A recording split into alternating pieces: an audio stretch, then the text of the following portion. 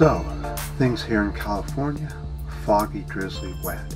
That's good for fire season, at least for the Bay Area. Now, let's get on to the next subject, shall we? So, believe it or not, there's been another new study in the Arctic.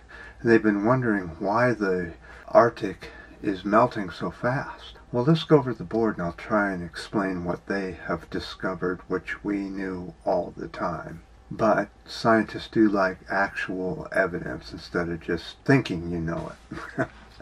Let's go over the board, huh? So the Arctic is melting sooner than expected. 130,000 years ago, Arctic sea ice had melt ponds just like it does today. But the new study found Arctic ice could vanish as soon as 2030. In other words, we would have full open waters during the summer. Observations are showing that melt ponds are forming and persisting longer than they used to. In other words, they're showing up earlier and going away towards the end of actual summer instead of in the middle of summer. The last time this happened, the Arctic was 6 to 8 degrees warmer than it is today. The sea ice and ice caps protect the ice that's up there at this time when temperatures are getting too hot.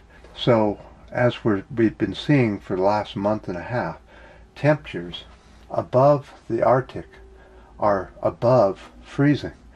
Normally, an ice dome or ice cap, like they had in the 1950s and before, protected the ice because the wind would come or the air would move over the ice and it would cool it down to below 32 degrees Fahrenheit, which is freezing. Now you've got melt ponds. So when all this gets churned up, this melt water is warmer and keeps melting further and further into the ice day after day after day, and causing more and more open water, which is a darker color than the ice. So the heat radiates down into the ice below, melting it even more and more. And sometimes cracks will form, and all this warm water will then shoot down and warm up the water underneath the ice cap down here, causing heat to rise while melting the ice from below and from above. Unfortunately, this study is showing that we're rapidly warming in the Arctic, far faster than anywhere else on the globe, and that they are expecting in just a few years for those temperatures to rise about 6 to 8 degrees Fahrenheit, which will then completely melt all the ice in the Arctic area. And this will now become a new battleground for fighting over oil and natural resources, along with shipping lanes and everything else. Our pristine Arctic is about to become unpristine, especially with the leaders around the planet making bad decisions about how they're going to fight to grab the oil and the natural resources instead of leaving it and letting it be part of the pristine planet that we used to have. People aren't thinking that way anymore. In fact, a new poll shows that in the U.S., people couldn't care less about climate change at all. Their mood is more about survival because of the pandemic and the lack of money to be able to buy food, and our government doing absolutely nothing about it, letting us all starve and wonder what's going to happen. But either the orange man goes or we're going to go. It's one or the other. And if people have been paying attention, we know that here in the U.S., this country is going in a different direction than freedom. It's going more into the fascist regime.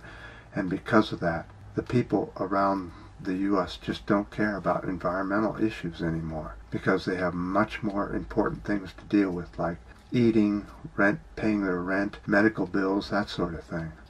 We're in a horrible situation as we see the Arctic is melting faster and faster. But it's not just the North Pole that's having the problem. The South Pole is also getting warmer and warmer, closer and closer to the Antarctic, and more warm waters are starting to seep into the Antarctic. causing melt there as well. It will be hundreds, if not 1,000 years before the Arctic begins to really melt, but before the Antarctic really melts. But that's not all that's happening around the planet.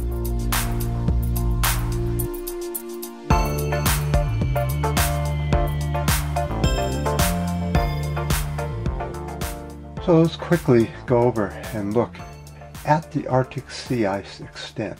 As you can see, it's been a very, very warm year so far. Right now, the sea ice is starting to pick up a little bit better than it was just a week ago. But a lot of this is caused by soot and black smoke laying down on the ice, which warms up the ice slightly and causes more melting. Well, all this smoke and soot is coming from all the fires around the world. The worst, of course, despite a Brazilian ban on fires, the destruction is worse than last summer in the Amazon in Brazil. The president there doesn't really give a rat's ass about the jungle or anything about it. He sees dollar signs, and that's all he sees. So that's why in July 2020, the number of forest fires increased by 28% from 2019. In fact, just in July alone, 2,000 fires. That's up by 35% in just 1 year. The absolute destruction of our wild areas, the remaining, is absolutely off the chart from just last year and the year before that. Both these two presidents, the Orange Man and Bolsonaro down in Brazil, are very powerful people and have control over a very large area, a wild area.